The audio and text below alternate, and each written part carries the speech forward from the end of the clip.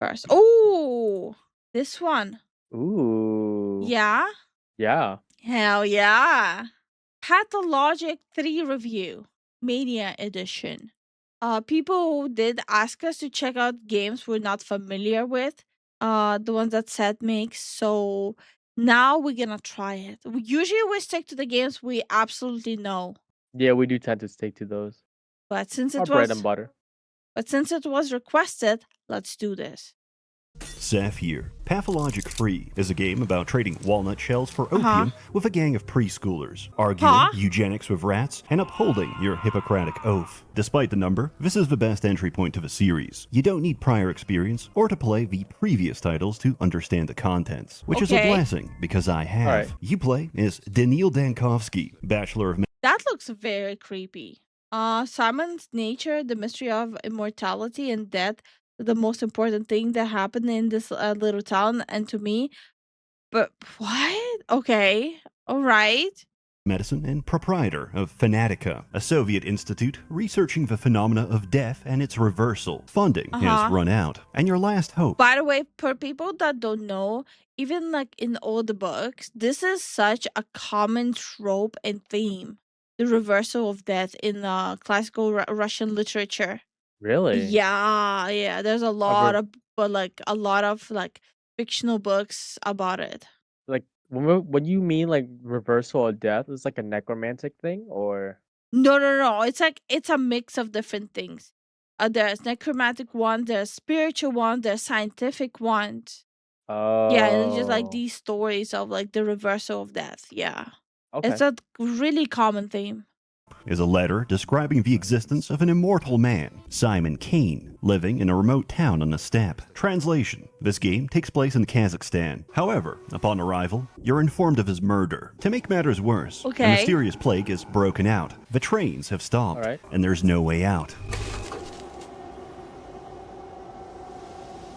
Then you're jumped to the present, being interrogated in the capital. You stand accused of leaving the town for dead, for fleeing from your doctorly duties. But you didn't. Or you did, until you went back and changed that too. Past, present, and future aren't a line, but a liquid. Their order doesn't matter, only your choices and actions. This is A Young Doctor's Notebook by Bulgakov, except it's a psychological horror where you're responsible for the lives of 18,000 townspeople and kin in a backwater culture with strange customs, who will antagonize and hinder your efforts every step of the way. As you listen to the soothing sounds of Mongolian throat singing, dealing with a plague is the least of your problems.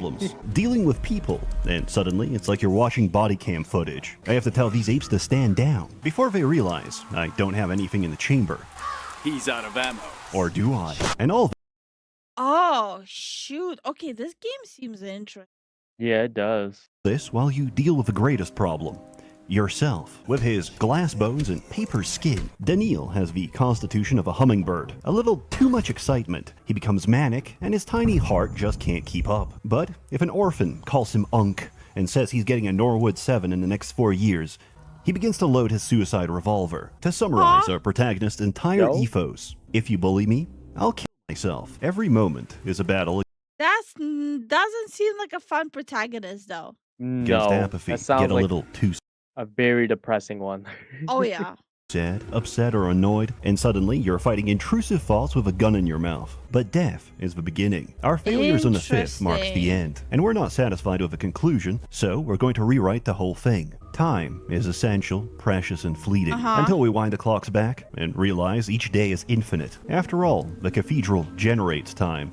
How can we ever run out? Each day is a set of impossible tasks. To succeed in one means to fail the rest. For example, Oh shoot. Damn, that's deep. No. The sign? He doesn't show the whole sign. But like the sign on his body says murderer. Oh, okay. Yeah, that's interesting. For example, one of my last remaining leads is currently being buried alive. If I don't dig him out, he'll suffocate in a few hours. But if I do, I'll miss the distribution of contaminated spring water and the diagnosis of several key patients. So I hold on to my success and shatter my failures. The day repeats, and to the testimony of all witnesses, Dankovsky was here. Mirrors steal your time and reflection, so be sure to break any you see. As a physician, diagnosis makes for one of the most interesting and frustrating aspects of your job. That's because, more often than not, a patient is lying to you, to themselves, or both at the same time. We begin with Shocker. People lie. People just constantly lie. So that's like, it's really reminiscing of Russian literature. Like the whole premise and the way the story develops, it's very, very like Dead Souls, very Crime and Punishment. Do you want to give it a try? It seems like this seems like your kind of game. Mm, only if it's gonna be heavy in demand. Okay. Because a game like this would be an undertaking. what we can trust, physical examination, and microscopic biopsy analysis. From there, we question the patient, investigate their surroundings, and get secondhand information from friends and family. And if they don't have any of those, we ask the homeless. Each time you tick off a symptom, your casebook draws closer to a likely conclusion. Sometimes the obvious Interesting. Hold on.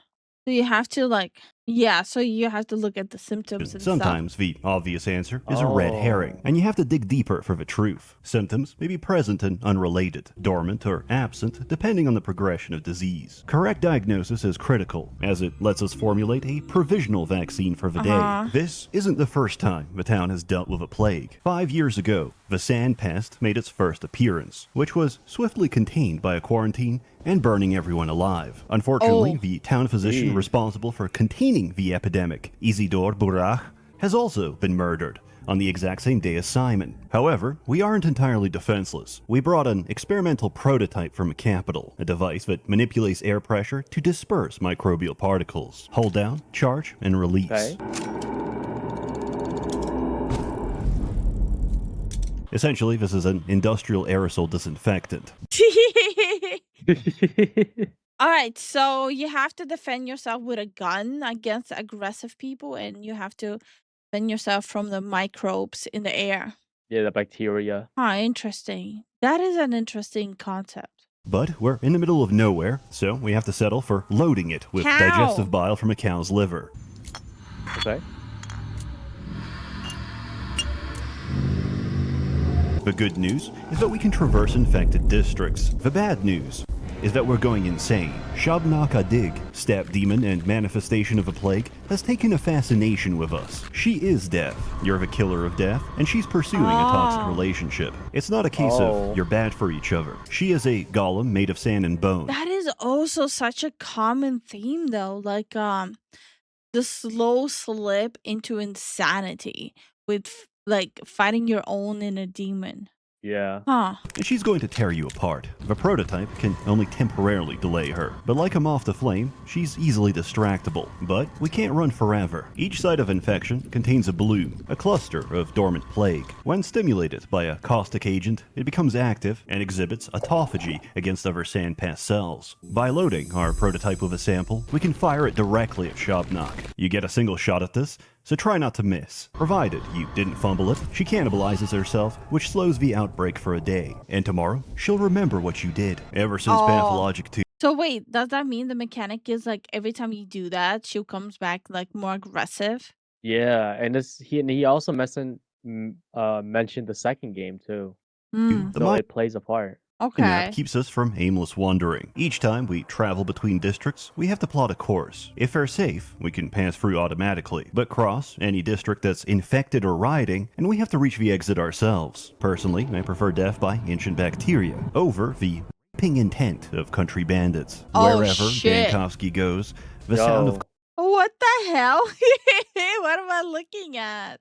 clapping follows. But it's not his hands that make the orchestra. After establishing a field hospital, the ruling families give you authority to enact emergency decrees. This is often a balancing act, as many of the measures you take to decrease contagion increase unrest. You get to witness the effects of your policies firsthand, as your enforcers misinterpret routine inspection. For board up their doors and windows, kill them if they try to leave. There's a Turkish proverb, feed the orphan today, and in return, he'll sod lobotomize you tomorrow. Don't What? expect gratitude. You Hey, can't save yo. them all. The town collapses after day 5. That's why, initially, we can't go to day 6, because it doesn't exist. That's why we make the decrees. Through our actions, the future has become longer. Traveling to the future requires that the sandpast has not reached a critical point of no return, as seen by the red line in the chart. Basically, we're safe scumming each possibility until we reach the desired outcome. The powers that be are replaced by the capital. They're outside of a story, and you're actively arguing your case with interrogators sent to destroy you. You can even meet the inspector on day 4 and coax out answers to his strategy. He introduces himself as a dog catcher. In his own words, when he puts on the leash, they struggle so furiously they get into a loop. These loops. Yeah, it's giving me very like Soviet Russian inspectors. Okay. Interesting. This sounds wild. Yeah, I'm genuinely kind of mesmerized by the game.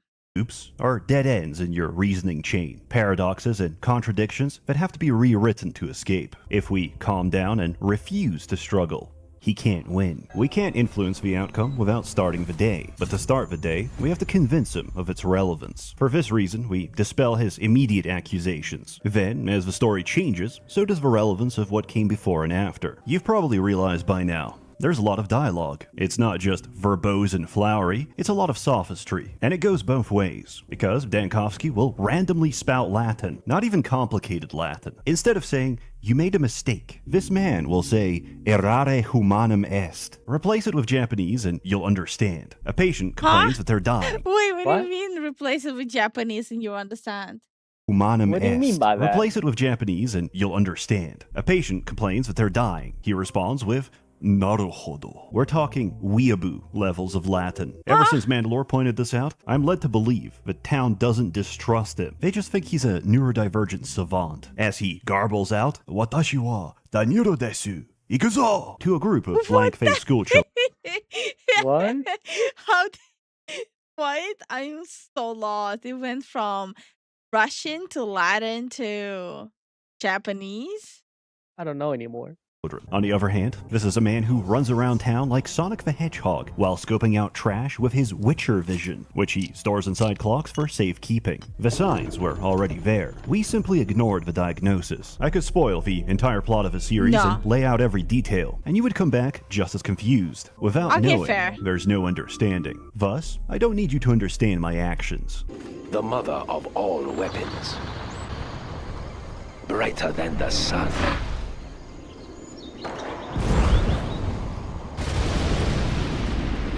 Pathologic is avant-garde if you're a Sud, puzzling if you're Goy cattle, and mundane if you knew it already. Playing Pathologic 1 feels like being mugged, repeatedly, forever, and I don't wish this on anyone. Pathologic Okay. 2 became an actual game, Okay. and free is the most polished experience this company has Okay, ever okay. made. They say, write what you know. In a case of modern media, this is living in Seattle and receiving the gift. Then, from a Slavosphere, it's a bunch of esoteric Lava sphere. Okay. I'm gonna remember that one. hallucinations from a lack of sunlight. Combine this with Second Temple Talmudic rabbinical teachings, read a little bit of a Kabbalah, sprinkle in some Gnosticism, and see what comes out. It's probably one of the better artsy games out there, but the problem is that the art crowd has AIDS and wants a walking simulator with no difficulty, so they can write a 5-hour video essay about how Olgimsky is fat and lives in the gut district, and his large, matronly body is a metaphor for, like, consumption. The difficulty I mean, that sounds like a straight ripoff from books as well. No, so if you read any of the the golden era Russian literature, that was a like all this what he's been describing is a very common theme there, and it makes very compelling books to read. A lot of them also contain like the protagonist. So like the book itself is gonna be metaphorically making fun of the politicians at that time, right? hmm While the protagonist inside of the book, where you're making fun of the politicians, the protagonist itself inside of the book makes fun of the politicians of his world. Is it keeps on drawing parallels and constantly breaking the fourth wall. Oh, okay. Yeah, like those books are genuinely very underrated. Um, can definitely give them a read if people still read books. I don't know. but those are really those are really interesting reads. And a lot of these books, like you can hear the underlining tone, like of how much hatred the authors have for the politicians of that time. Right. Sneaks up on you. Amalgam isn't infinite, and like menopause, you'll eventually run dry. Each day has a finite set of temporal resources that can't be brought over. However, nicotine tolerance is permanent, as your 6 milligram menthol Zen? zins will gradually lose their potency. Being outside of time has its consequences, because the drugs are wearing off. There's some rough edges, which I'm told they're working on. The UI isn't final. Quick slots break, some voiceovers and text strings are no. missing, and once I talked to an NPC and got jump scared by Cyrillic. In summary, philosophers need to be Wait, hold sent on. What was it saying though? I'm just curious at this point. Where's it? and text strings are missing, and once I talked to an NPC Drink with me. Who is Golnoy? How did you say it? As if you're acquainted. What? and got jump scared by Cyrillic. Yes. Understood. You haven't seen a woman here with an evil face, okay? In summary, philosophers Interesting. need to be sent to a foreign penal colony where they can't bother the rest of us. I thoroughly recommend it. The game is available on Steam with a 20% launch discount, and for the rest, just watch my other videos. Interesting. They got her interested. Oh yeah, no, 100%. I will check out. I will check if it's like even properly developed and stuff like that, but definitely got me kind of interested. Okay, I kind of understand why people are saying to check out videos of games that we're not familiar with from like it was specifically from the channel Seth and Reggie. Yeah.